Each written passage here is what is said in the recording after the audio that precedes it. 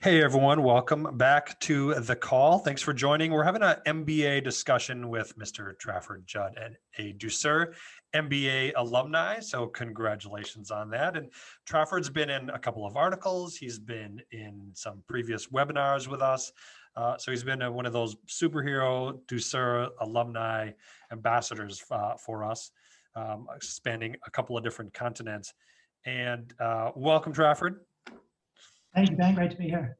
Absolutely. And I'm going to give a quick preview of a couple of things that I want to talk about because it's an amazing journey, an MBA and career professional journey that we are always excited to hear about. But, you started off, and I'll just show a few things of what we're going to go through. I mean, you moved to New York City. You knew that it was a competitive environment. You were looking for an MBA. Trafford went to work for LinkedIn. He was featured in an article about how that MBA helped get him a promotion. He's had a very successful career with a couple of promotions at LinkedIn. Now he is at Slack, and we'd love to hear about that as well.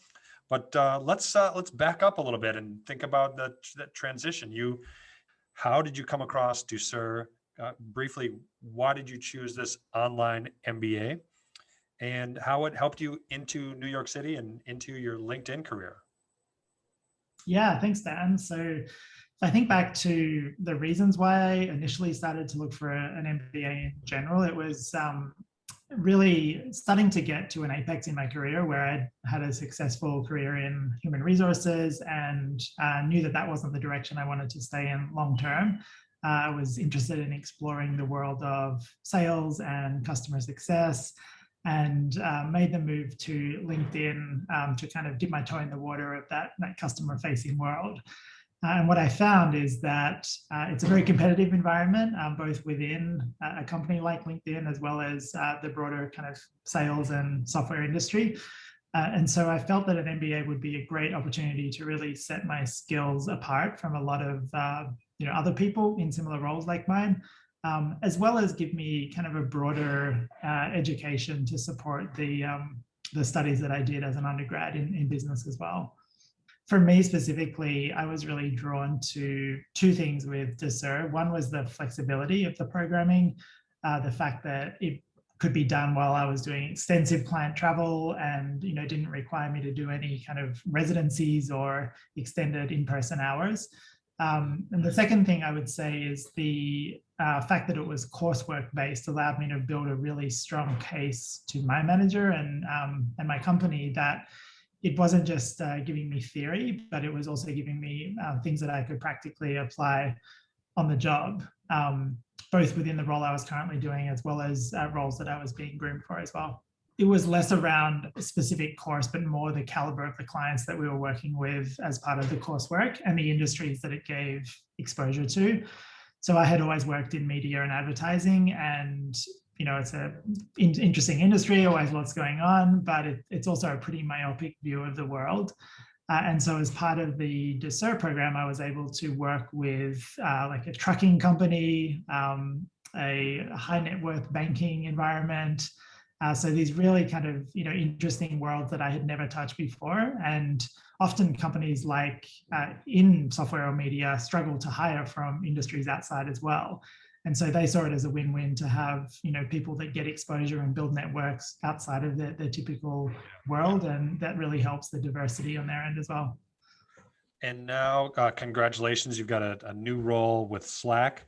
Through the interview process or selection process, did the MBA, did it give you swagger, confidence? Did it move you to the top of the list? Did it have an impact? What was that like in terms of securing a new promotion, a new job? Yeah, I think it always gives you confidence. I wouldn't say it was a requirement of the job by any means, but the nature of the role that I'm in sales enablement now is really a problem-solving role. And so to be able to speak directly to problems that you solved with very little context, in an MBA environment, you often get might be a one-page brief from the client, and you have to really tease out what that looks like. And that's very similar to the role I'm in now. So being able to talk through some of those examples was useful during the process. And more importantly, now I'm in the job, it gives me confidence to really understand what it takes to unpack a problem and, look at it from different angles and come up with a really powerful solution. That's really great. So would you say, so an MBA ages, if you will, nicely, right? Over time. Do you go back and check your notes as you're talking, it's been 3 years, 4 years, maybe even 5 years since graduation. Um, do you kind of go in and check back on notes? What's that like after, a number of years alumni?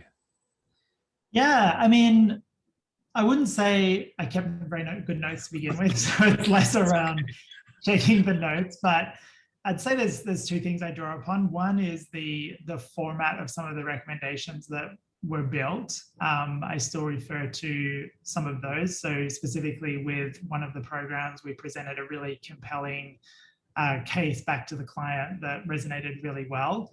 And we used a lot of the resources that other team members had from their roles in enablement or in consulting.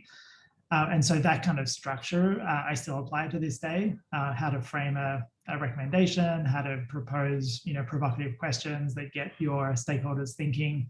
And then I think the second kind of area that I still leverage is the networks.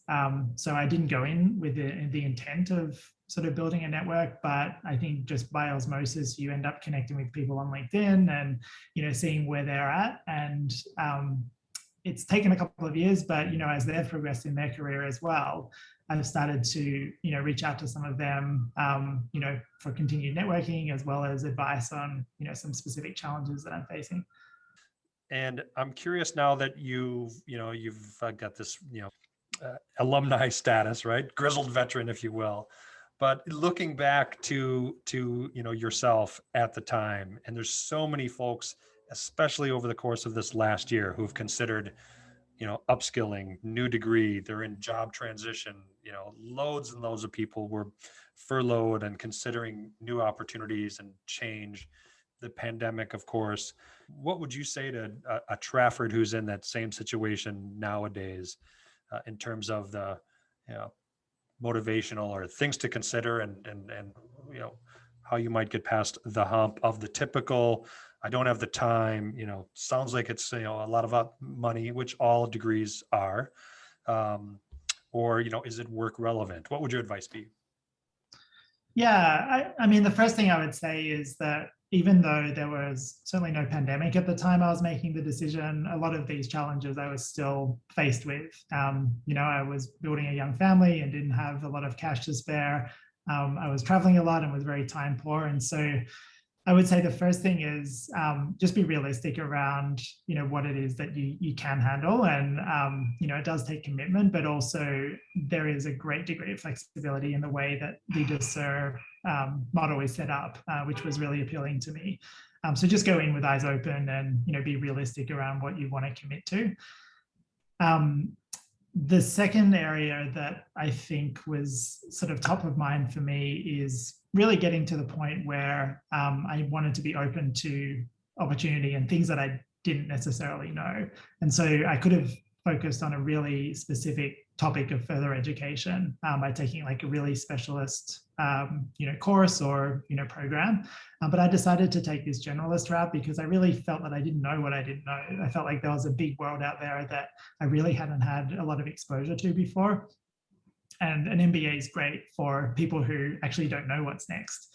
And so for me, I learned throughout the process that I really enjoyed problem solving. I really enjoyed that consulting environment. But I also learned that there were some industries I had no interest in working in, even though they were, fascinating environments. It really helped me to kind of understand a little bit more about myself and my own professional interests and values, and really craft a thoughtful career path as in terms of what was next. Were there any of the global leaders faculty, remember the videos that were in the platform, was there any one individual or an industry vertical of videos that you remember just learning from or being inspired by more than others? Yeah, the not-for-profit sector for sure. I never had any direct experience and still don't have any direct experience, but it did give me a real appreciation of the world that they operate in and the caliber of people that need to work in that environment to be successful. So, specifically on our project team, there were a couple of people from like startup, not-for-profit environments, and just like complete admiration for the world that they're in and kind of the hustle that they need to have to be successful, but also the impact they can have when they are successful. And that was actually a big part of why I really enjoyed my time at LinkedIn, is because they do have a fairly strong internal philanthropic arm. And so even though I wasn't directly working for a non-for-profit, I could get involved with supporting community organizations or, kind of other environments, which I still do at Slack today as well. So briefly, so what are you doing? Tell us about the current job. What are your roles and responsibilities at Slack? Yeah, so I run our sales enablement team. So this is the team that is really the intersection between the business and the sellers who are out selling Slack every day. And so we equip them with all of the training and the tools that they need to do their job successfully. So it's a really interesting time. Slack is a very timely product to be working in this remote work environment, and a lot of kind of growth and change happening as well. And so a lot of tools that I learned as part of an MBA, I'm continually applying. Change management is one that is very top of mind at the moment, but really always has been. It never really goes away. The change is just different. And so, yeah, I find not only with the projects I work on, but with my own experience and reactions to change, that a lot of the learnings get applied there. Yeah. As obviously a power user yourself, we're on Slack. We love it. It's been great because we're in multiple different continents, multiple different projects. But what's your power user? Any advice for the sophomore user, if you will? Yeah, I mean, power user might be a little generous 4 months in, but I will say budding a power user maybe. I think there's really a couple of areas which I really felt a shift. One is the fact that if you leave all of your channels open, it really drives transparency and collaboration. And so you don't end up in these kind of email silos. So if you are, a lot of companies have like a philosophy on whether they have private channels or open channels, but the more open you can be, the more you'll see the benefits of collaboration. I think in terms of an individual user, I would say a hidden feature is there is ability to group your channels. So a lot of people say that Slack gets very noisy, but you can group them on the left-hand rail there and feel like you have a little bit more organization. Often it's a hidden tip. I didn't know about that one. I'm going to have to try that. Yep. And then the third is actually using emojis intelligently. And so this is one thing we do really well at Slack, which is every emoji has kind of like this hidden meaning, and it actually forms part of the organizational identity. And so an example is eyeballs mean that you've seen a post and you're either looking into it or you're noting that it's been there. So rather than having an email where 10 people would reply, thanks, received, or whatever, you just get a bunch of eyeballs and you know that you're set. Also a green check mark. If you've done something that's been asked of you, you can just do a check mark rather than having to respond. So starting to think through, how to use that smartly. Yeah, emojis. I mean, we also see a lot of people posting like GIFs in the thread. And so it might say, like, if it's a happy birthday, post a GIF that represents this person. And so you get some really fun replies. Yeah, we're also experimenting with Slack stories and a few features, that we kind of try internally and have some fun with as well. So one thing we did recently in our team was a story bomb on someone's birthday. And so the whole team would send a short story, video format. It was just a really fun way to bring people together in these remote times. Oh, that's great. What about, I'm curious on the enterprise side, are you seeing more, because I've used this where we start working with a vendor or potential vendor and we bring them in and we say, well, possibly the best way to launch this is to put together, so you're on the same channel. Are you seeing a lot more business to business comms? Yeah, that's really the future of, I think, where Slack sees a lot of their business. We call it Slack Connect.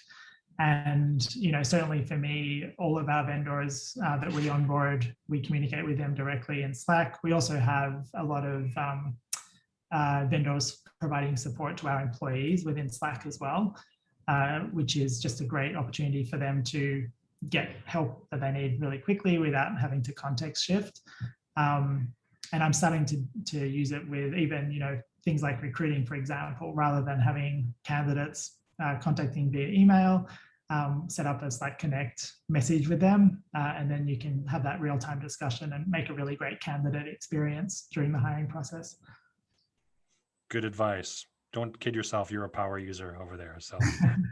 So Trafford, you're a busy guy. Thank you again for taking the time with our current and our I know some of our current students will appreciate the tips, and our future June cohort start, and then in October. I think since we last chatted, we added a new program with University of East London.